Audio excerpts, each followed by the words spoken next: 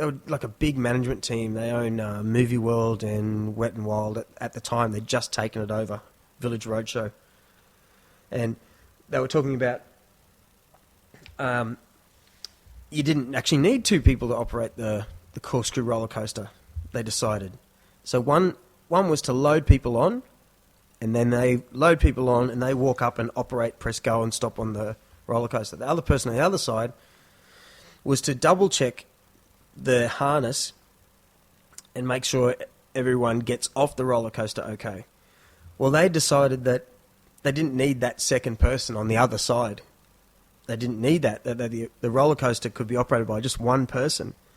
And the very week they did that, my mate Luke, it might have been the first day, I'm pretty sure.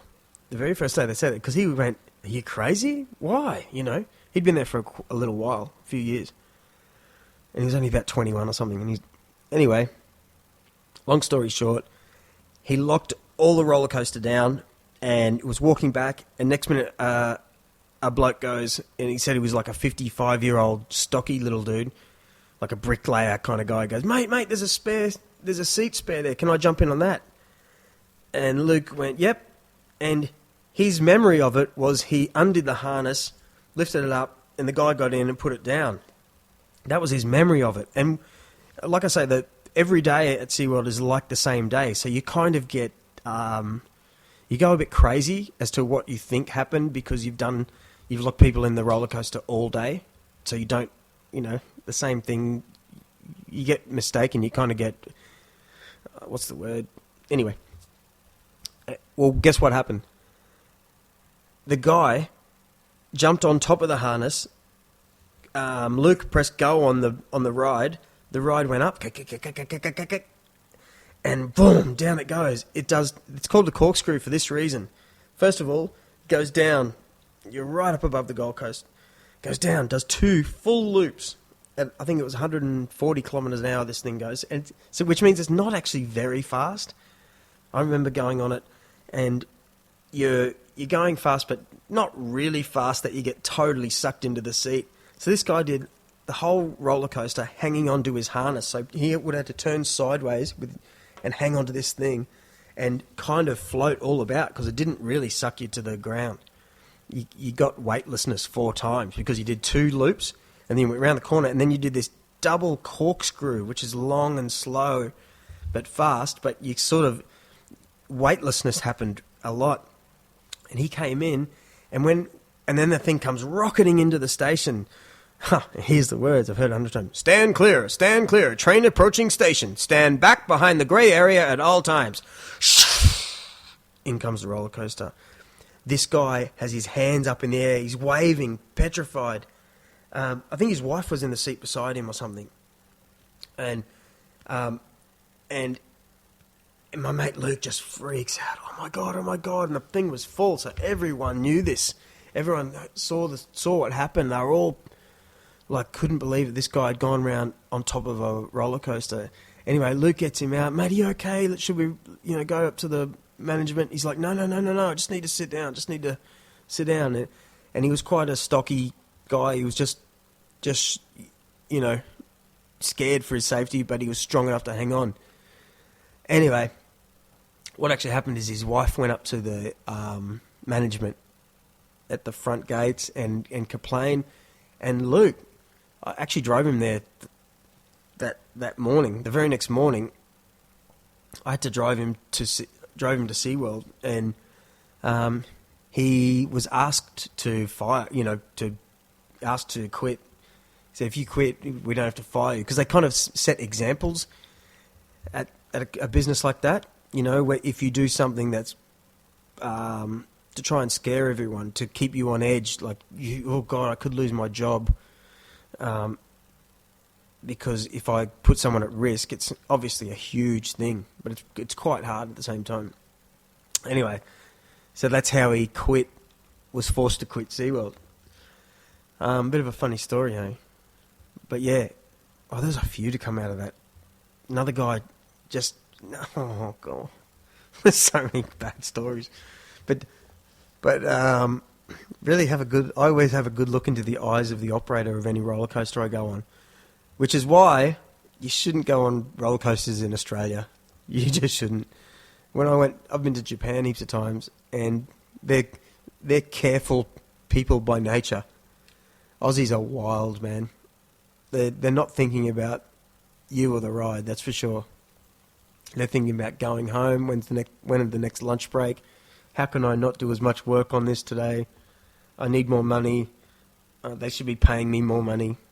Quickie Pro's on this weekend. That chick over there's hot. You know, we're just wild. We're different. Yeah, which gets me to... Nah, that's all I want to talk about. Yeah, so... the thing about these podcasts is I've got them in the comedy thing. They're not really funny. But I hope they're entertaining one day to someone. And I'm keen to get another mate in here to talk about his life a little bit. That's where the real good stuff happens. But again, a lot of work to do and other things. Doing something on Saturday? What's that? Yeah, I'm definitely doing something on Saturday. Am I working? Am I? Oh yeah, I'm going to music festival, Soundwave, with a mate. So there'll be something to talk about there.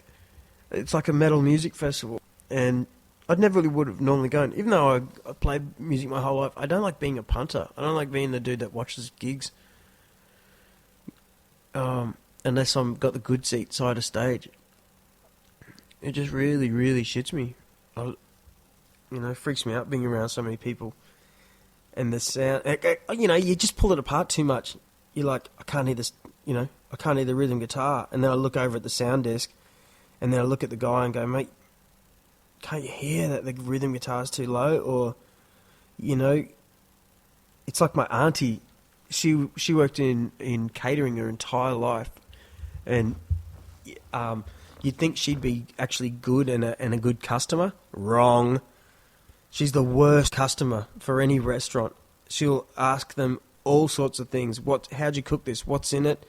Can I have mine first, or can you bring these everyone else's out first, because I want mine to come out last, because I know how you cook that fish and it should be cooked right before you deliver it so it's nice and warm.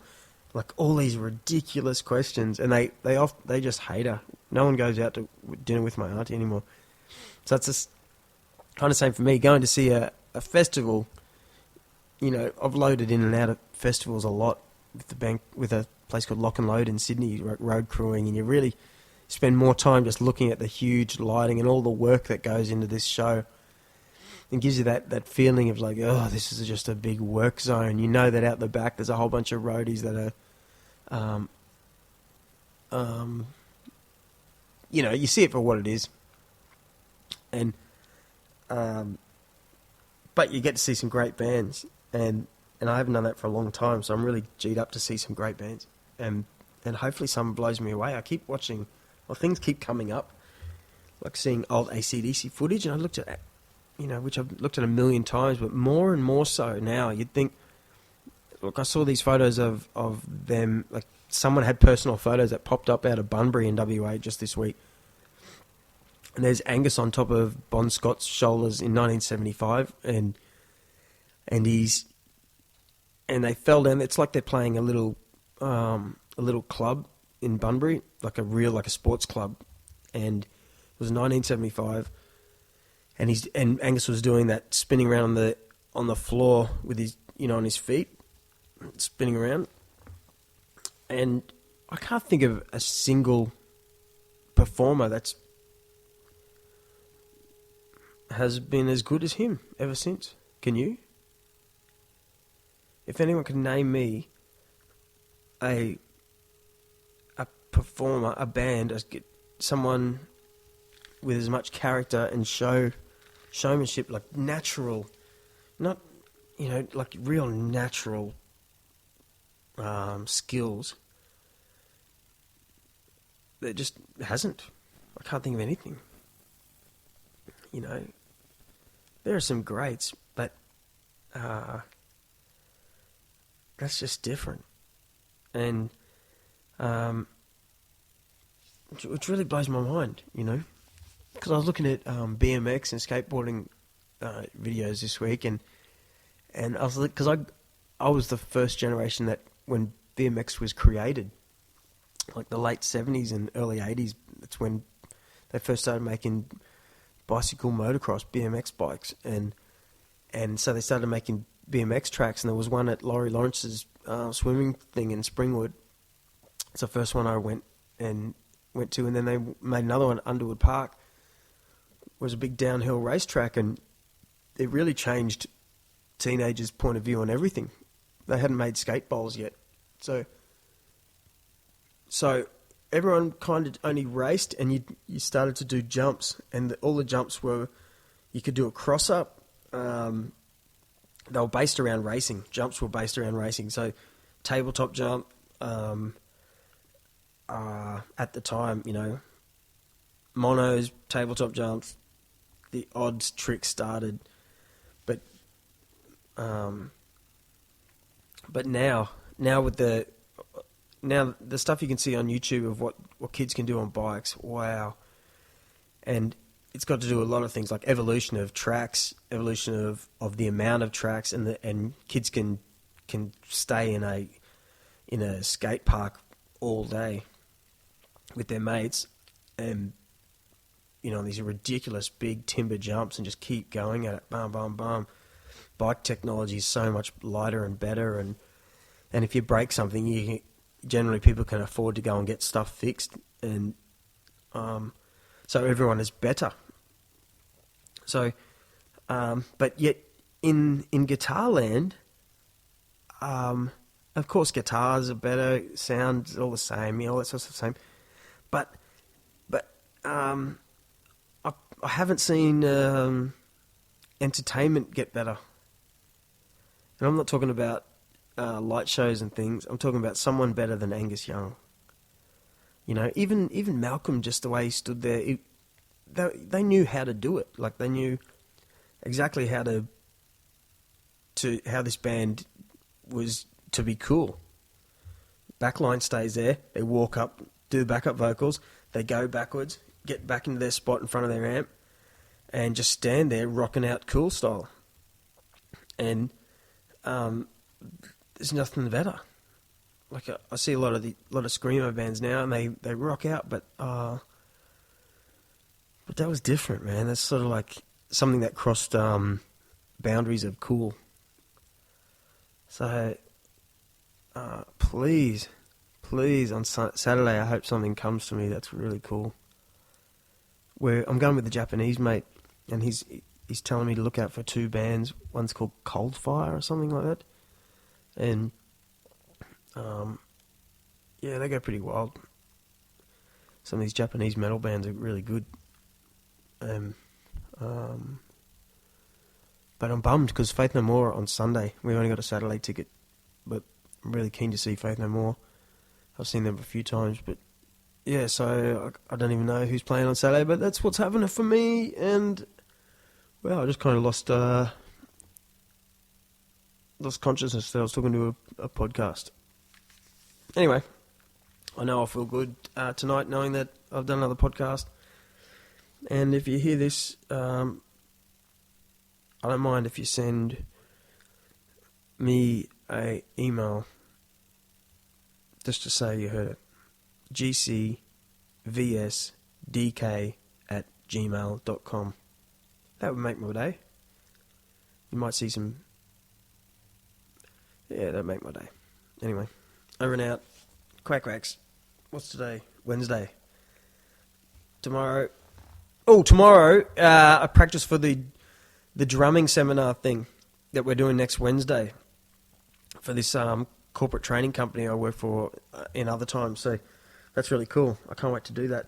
I'm supposed to shave my beard off tomorrow. I've been growing a beard for 3 months. Never done that before. And tomorrow is the day I shave it off. I'm going to do it because I said I would. And I don't want to shave it off. That's the thing. I actually like it now. I think it's who